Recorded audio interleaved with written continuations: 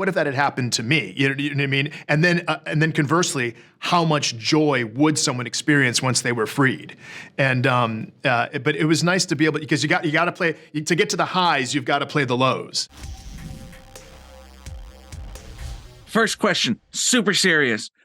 I'm sure you've been asked many times, but between this and Angry Birds, do you fear being typecast as birds? We have been talking about that You today. were Angry Birds too? I was in Angry Birds. We were both in Angry Wow. Birds. We've both played. I was a pig.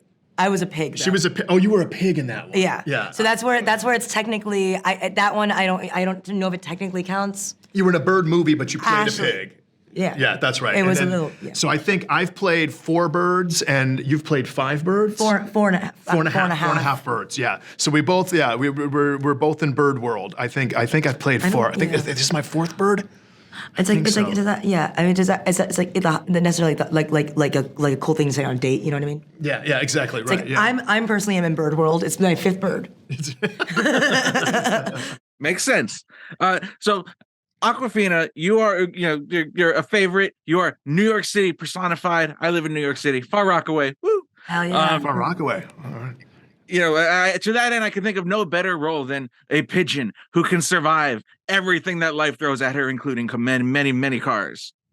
Yes. Can you talk a little bit about Chump, her worldview, and how you landed on that very specific voice for the character? First of all, I mean, it's an honor to play a pigeon, the literal honorary bird of New York, and I really like your question. I think that New York is definitely a place that is chaotic. It hardens you. It's not an easy landscape to live in, and I think that she has kind of become that kind of mirror of the city, and in that way, very very relatable and very fun and almost even like natural to play her. Like I feel like Chump just comes out of you, Keegan, the names of the credits, they roll by so fast, but I saw that you have a dialect accent coach. You're so great with voices, but can you talk about, dialing it up for this character, for Delroy? Yeah, Jamie Lincoln Smith. Yeah, he was really helpful in the creation of the character, because since it's all you've got is your voice.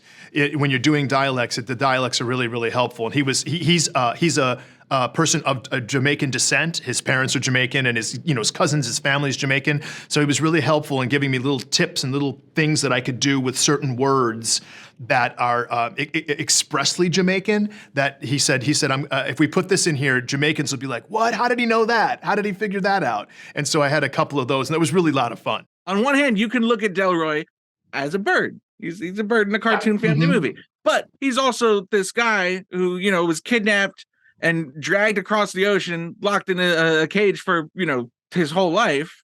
Can you talk a little bit about having those like really heavy moments of sadness for the character and kind of balancing that with his jolly outlook? I think one way to look at it is that you see it from a human perspective. Like what would that feel like if that was you as a human, as opposed to trying to get into the mind of a bird or think about the way a bird would think. Is just we're clearly doing a cartoon, so we're giving everybody human characteristics, and we're anthropomorphizing everybody. Mm-hmm.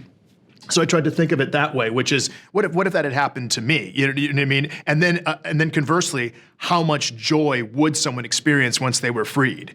And but it was nice to be able, because you got to play to get to the highs. You've got to play the lows. It's animated so beautifully.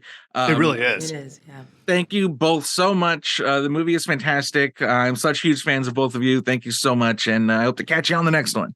Thanks, Thank Zach. you.